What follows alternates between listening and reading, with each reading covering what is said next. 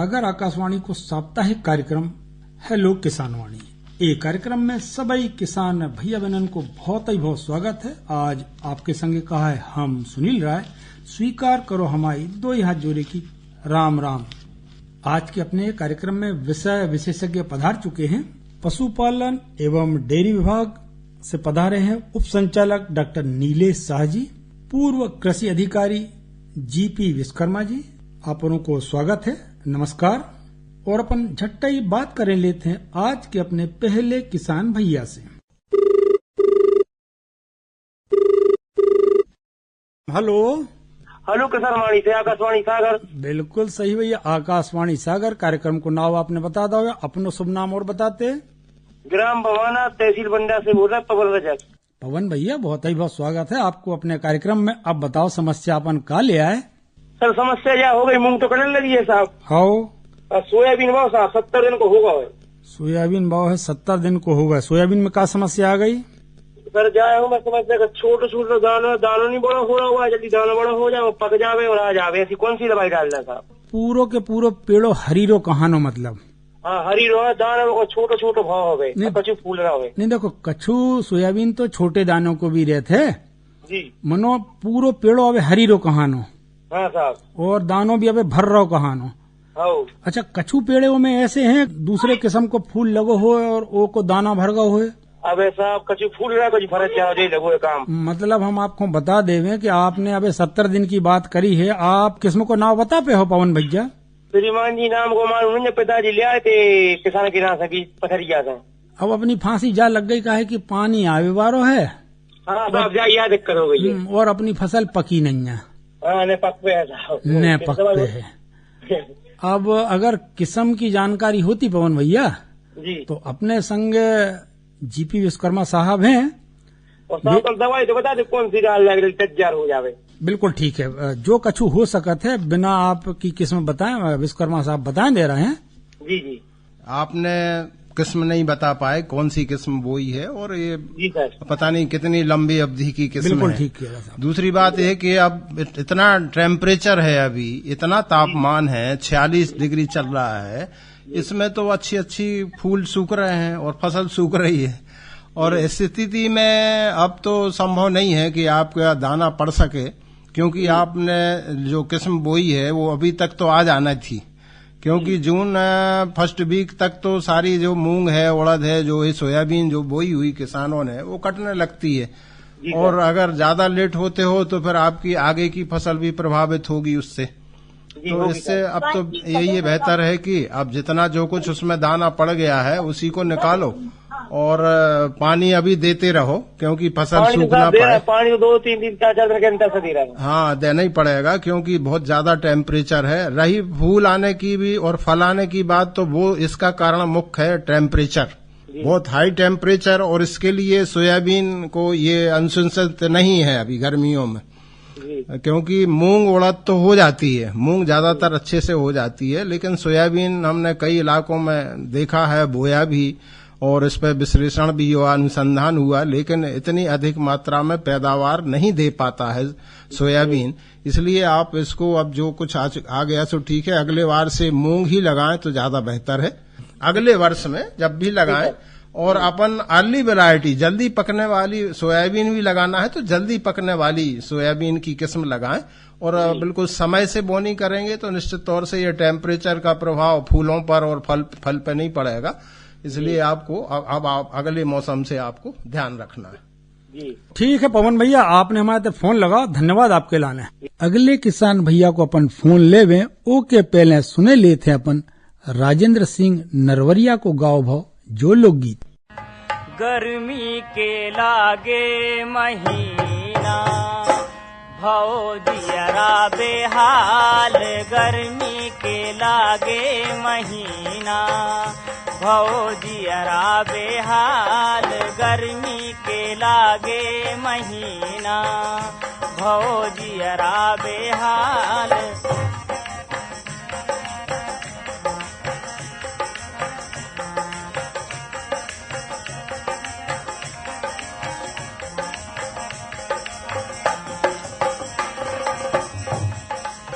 कैसे बुरे जे पर रहे घामे, रहो जाए ना सूरज सामे।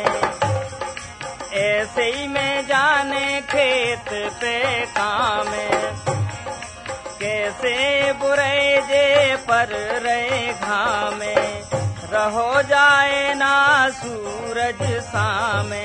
ऐसे ही में जाने खेत पे कामे, सोरी ते कुआ और ताल, भौजियरा बेहाल रीते कुआ और ताल, भौजियरा बेहाल गर्मी के लागे महीना, भौजियरा बेहाल।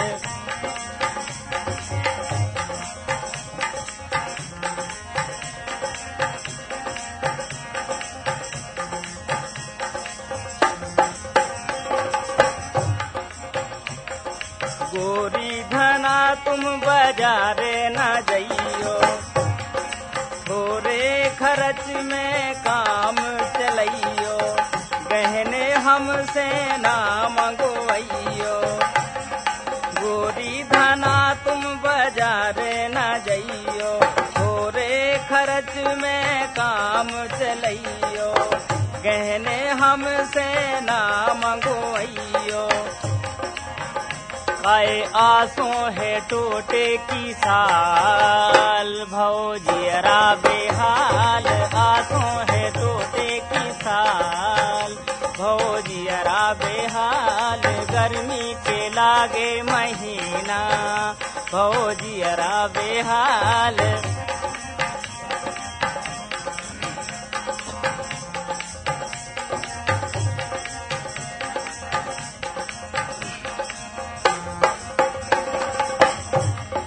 घर में ही ले आदऊं रेशम की सारी, दोपहरी में बायरे न कड़ियो प्यारी, गोरी सी दैया पर जय कारी। घर में ही ले आदऊं रेशम की सारी, दोपहरी में बायरे न कड़ियो प्यारी, गोरी सी दैया जाकर जय कारी। अरे सूखे गुलाबी गाल, भौजियरा बेहाल सूखे गुलाबी गाल, भौजियरा बेहाल गर्मी के लागे महीना, भौजियरा बेहाल।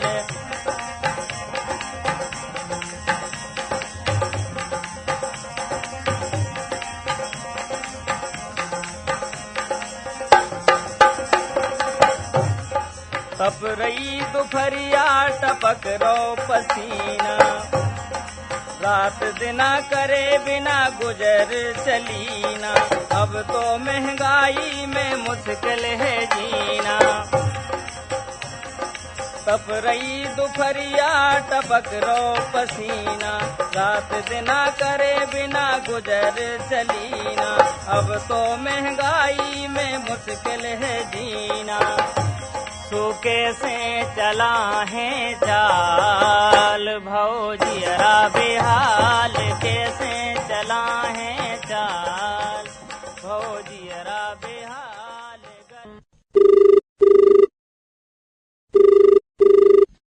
हेलो हेलो, आकाशवाणी सागर। बिल्कुल सही भैया, कार्यक्रम को नाम है हेलो किसान वाणी। बिल्कुल सही भैया, और आपको शुभ नाम? सत्यपाल लोधी, ग्राम खिरिया। खिरिया से?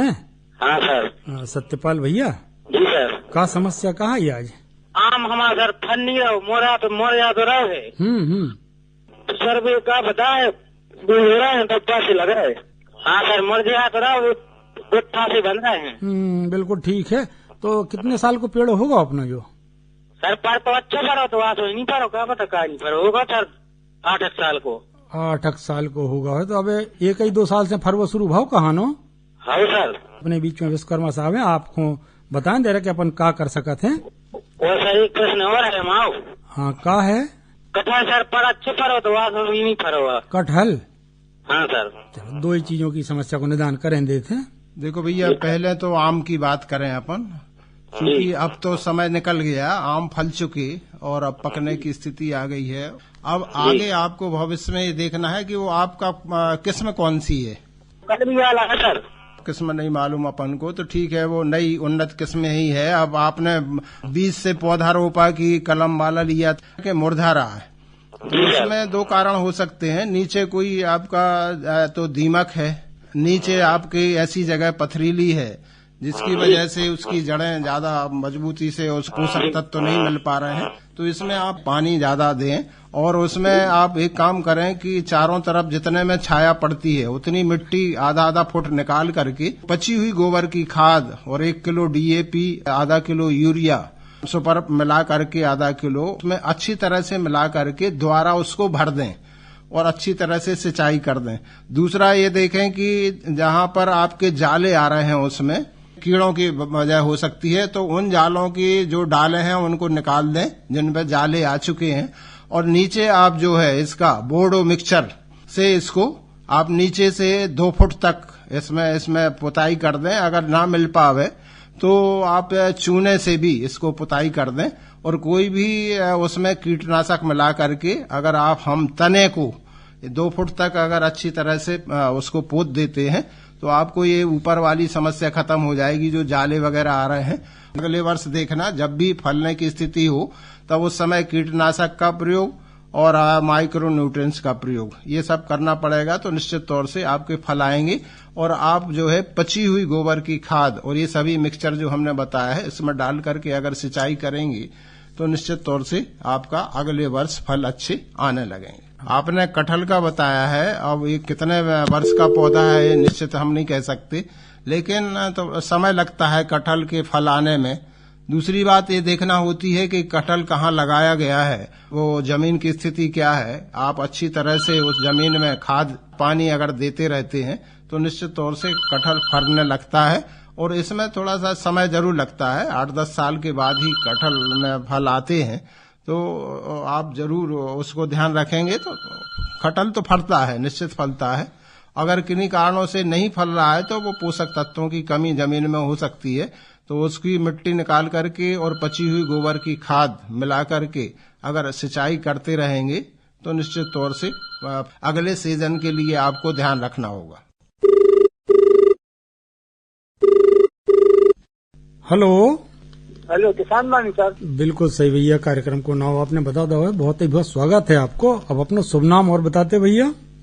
सर अनंतराम कुशवाहा भरोसा, ग्राम खजानची कोट किशनगंज, जिला दमोह से। अनंतराम भैया जी सर। बताओ भैया, आज किसानी से जुड़ी कौन सी बात है जो उनको अपन को हल चाहने हैं? यही है कि सर हम अदरक और महावरी लगाना चाहते हैं सर, कोई लेट तो नहीं हुई है फसल वो। पानी अच्छो कहाँ न अपने पास? और सर पानी तो है सर, का है लगता चल गए से आम तरह बैठे, आम रखा 2-3 पेड़े आम के हैं, चुगा भगा रहे हैं। मुझे पूछना है सर से लगाने, कल परसों कहा था धोला गोबर को कहा था, आप विधि बता दो लगा दें। तो आम अच्छे भरे? हाँ आम तो अच्छे भरे सर। हमारी 2 कन्या रखा अच्छी क्वालिटी के लेकर, उसमें दूध कम खड़न सर, 1 किलो 1.25 किलो करता है, 2.5 किलो करता था सर, 25 दिन से कम खड़न लगो सर। अच्छा, पहले 2.5 किलो दूध कड़ा तो अब 1.25 किलो ने कर रहा है सर। आधो खड़न लगो सर। अपने बीच में डॉक्टर नीलेश शाह हैं, पशुपालन डेयरी विभाग सागर से। जी तो आपकी ये समस्या को निदान करें दे थे। जैसा कि आपने बताया कि दूध कम दे रही है गाय, सबसे पहले देखना पड़ेगा कि गाय को कृमिनाशक दवाइयां आपने दी हैं कि नहीं दी हैं। तो गाय का मतलब आंतरिक कृमि, अंदर के जो कीड़े हैं वो भी नहीं होना चाहिए, और बाह्य कृमि जो बाहर के जो कीड़े हो जाते हैं वो नहीं होना चाहिए। तो पहले तो आप इसके लिए जो दवाइयां आती हैं वो दें कि अंदर के कीड़े भी ना रहें, बाहर के कीड़े ना रहें। और इसके देने के बाद आप पशुओं में कैल्शियम देना आवश्यक होता है।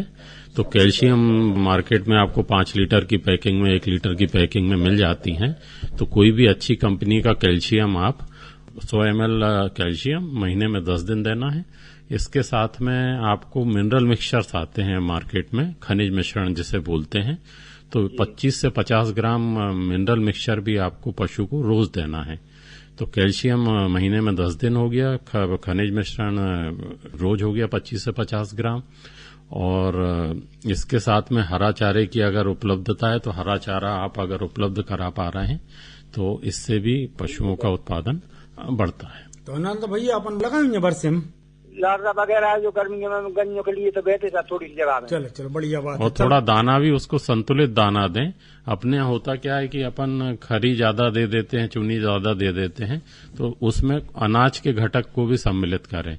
खासकर मक्का हो गया, तो अगर आप मक्का को भी एक निश्चित अनुपात में शामिल करेंगे तो उससे भी दूध आपका बढ़ता है। तरीका है कि बाजार में रेडीमेड बने बनाए संतुलित आहार आते हैं, वो दे सकते हैं, या फिर आप खुद तैयार कर रहे हैं तो उसमें थोड़ा सा मकई का पोर्शन भी रखें ताकि उसका संतुलित बना रहेगा फार्मूला और उससे पशु अधिक से अधिक दूध दे सकेगा। चलो आपकी पहली समस्या को निदान करवाएं देते हैं। अदरक और महावरी की बोवे को समय है कि नहीं है?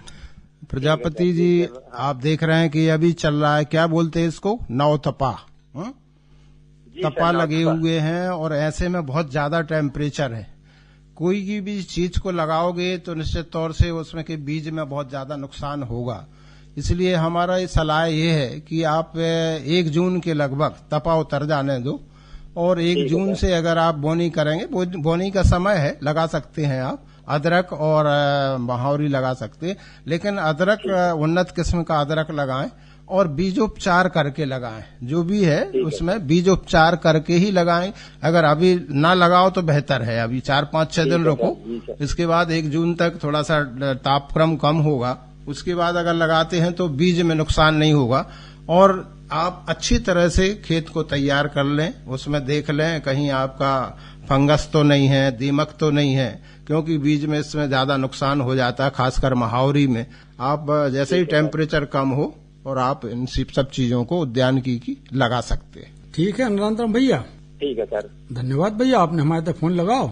एक और किसान भैया को फोन लेवे ओ के पहले अपन सुने लेते हैं बहुत ही उम्दा सो लोकगीत। एक गाँव है नंदराम पटेल ने। अरे आ गई रे सतुआ की बहार, अरे आ गई रे सतुआ की बहार, अरे मुझे रे मोड़ा ले मोरे बाल मार, मुझे रे मोड़ा ले मोरे बाल मार, भैया मोरे मुझे मोड़ा ले मोरे बाल मार, अरे मुझे रे मोड़ा ले मोरे बाल मार, फिर के गैया मुझे मोड़ा ले मोरे बाल मार, भैया मुझे मोड़ा ले मोरे बाल, अरे हरे मुझे मोड़ा ले मोरे बाल मार, अरे मुझे मोड़ा ले मोरे बाल मार, आ गई रे गर्मी की बहार, आ गई रे गर्मी की बहार, नीम दर डारो खटोले ना, आ गई रे गर्मी की बहार, नीम दर डारो रे खटोले ना, भैया मोरे नीम दर डारो खटोले ना, रे नीम दर डारो रे खटोले ना, ए भैया नीम दर डारो रे खटोले ना, अरे नीम दर डारो रे खटोले ना, फिर क्या कहियो नीम दर डारो रे खटोले ना, नीम दर डारो रे खटोले ना, नीम दर डारो रे खटोले ना, नीम दर डारो रे खटोले ना, अरे आ गई रे गर्मी की बहार, नीम दर डारो खटोले ना, आ गई रे गर्मी की बहार, नीम दर डारो, आ गई रे गर्मी की बहार, नीम दर डारो, आ गई रे गर्मी की बहार, नीम दर डारो।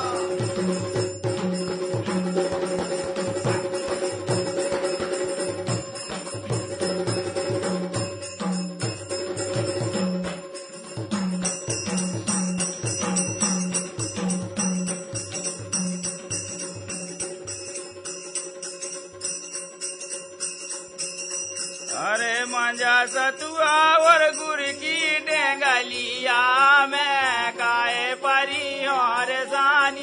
कोठरिया में मजा सतुआ और गुड़ की डगलिया में गाय परी और सानी कोठरिया में मजा सतुआ और गुड़ की डगलिया में गाय परी और सानी कोठरिया में मजा सतुआ और गुड़ की डगलिया में गाय परी और सानी कोठरिया में अरे दार चानन की और बेल्ला की रोटी दार चानन की और बेल्ला की रोटी दार चानन की और बेल्ला की रोटी दार चानन की और बेल्ला की रोटी सो मजा देखो माई की माहेरिया में गाय परी और सानी कोठरिया में मजा देखो माहेरिया में गाय परी और सानी कोठरिया में मजा सतुआ और गुड़ की डगलिया में गाय परी और सानी कोठरिया में मजा सतुआ और गुड़ की डगलिया में गाय परी और सानी कोठरिया में। बात करेले थे अगले किसान भैया से।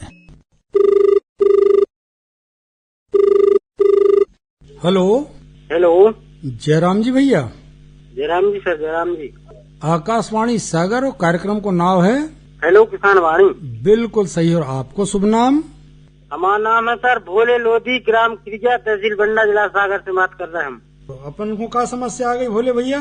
क्या कह रहे थे? हाँ सर, ये फसल बीमा के बारे में जानकारी चाहते हैं हम। क्या जानकारी चाहने फसल बीमा के बारे में? बीमा कैसे हुई है सर, कहाँ से करवा सके तो पिलाने? कौन सी फसल को करवाने? जैसे सरंगारे बनते हैं तो अगर फसल को हो जाएगा। बिल्कुल ठीक है, आपने बहुत ही उम्दा प्रश्न राखो है और उनके विशेषज्ञ जीपी विश्वकर्मा जी अपने संग हैं, आपकी समस्या को जड़ से निदान करें देते हैं।